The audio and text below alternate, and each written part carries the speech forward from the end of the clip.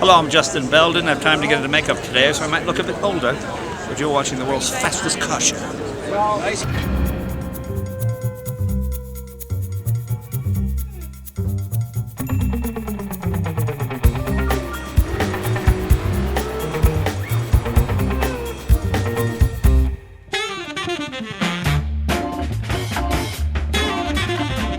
Welcome to the 2013 Pebble Concours d'Elegance from the Monterey Peninsula. Now, if you watched our last couple of seasons, you know this is the world's fastest car show's favorite weekend of the year, because down there on the 18th fairway are some of the most beautiful, gorgeous, historic, vintage collector cars ever built, worth millions. But of course, that's the past.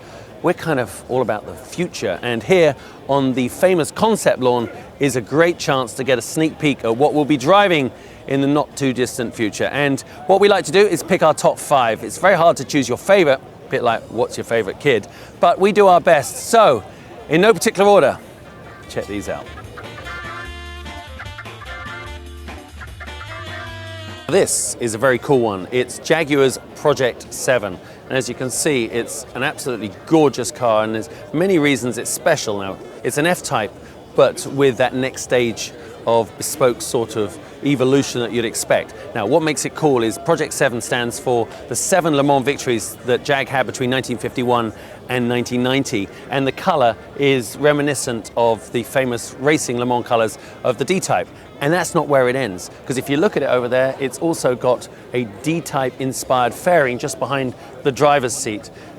Carbon fiber all over it, they've lowered it, they've increased the horsepower, they've made it noisier, and you know what? This is the only car on the lawn that anyone would let me drive. Check it out.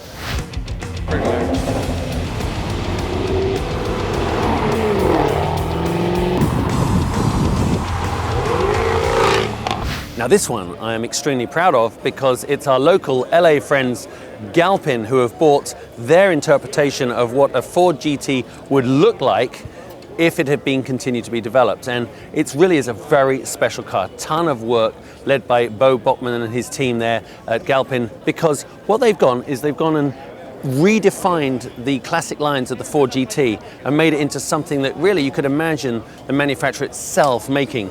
It's got 1,024 horsepower, almost 800 foot-pounds of torque, twin-turbo V8, and you know what? From the minute it's been shown this week, it has proven to be a crowd favorite, because everyone loves the Ford GT and everyone had their own interpretation of what it might have looked like. And I think one day they'll let me drive this. Now, this is a car that truly deserves its place on the concept lawn. It's the Aston Martin CC100 project. Dr. Betts, a really amazingly forward-thinking man, commissioned this with his design team, and he actually drove it at the famous Nürburgring not long ago, about 3 months ago. What it does do is show, in true concept car terms, all the design flair, all the imagination and the penmanship of those top designers, the best carbon fiber work you can imagine. And it's all here in a concept car that really does work and really does go fast. What I love about it is that you see these design elements and these features and this integration of advanced materials with sort of traditional leather. Things like that will one day make its way onto an Aston Martin near you, and that you can be assured of.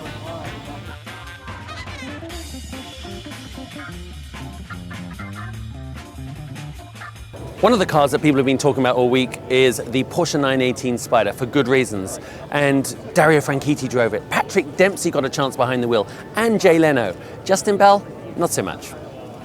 But I will rectify that very soon, because I'm going to say lovely things about it, because I adore this car for a very good reason. It is perhaps the ultimate hybrid right now. It has a V8 gasoline engine, coupled with twin electric motors, bringing it up to almost 900 horsepower, which is extraordinary. It will do 0 to 60 when it's fully engaged in about 2.8 seconds. Now, obviously, Porsche know, like all the cars that they produce, that they can take concept to reality better than almost anyone else. And I know of at least 5 or 6 people this weekend that have already put their orders in. This is the supercar for the next generation that will be out there on the road near you soon. And did I mention we will be getting a drive in it? Now, this is a really special car. It's the Laraki, which perhaps more than any other on the concept law this year truly epitomizes what a concept car should really be. Yeah, it does actually work. How fast, I don't know. but in principle, this is going to be a rocket ship. Industrial designer went on to design boats and now designs this beautiful car behind me. It's going to be 1,400 kilos in weight with 1,100 horsepower, delivered by a V8 with quad turbos. So this thing is going to be an absolute missile. And what I like about it is that the design is so striking, and it's almost as though the designer became the artist that allowed him to create this. Just look at that rear quarter panels. And this is one I'm sure, you never know if it's going to go into full production, but they're hoping to make 10 cars in the next 18 months. The Loraki, pretty cool.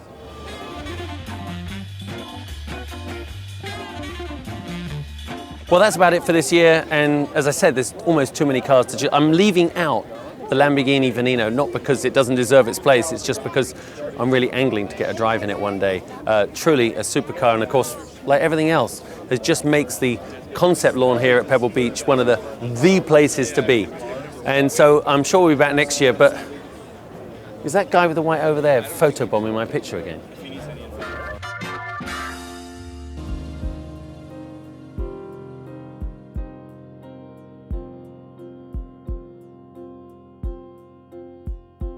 Check back each week for more on your eBay Motors mobile app.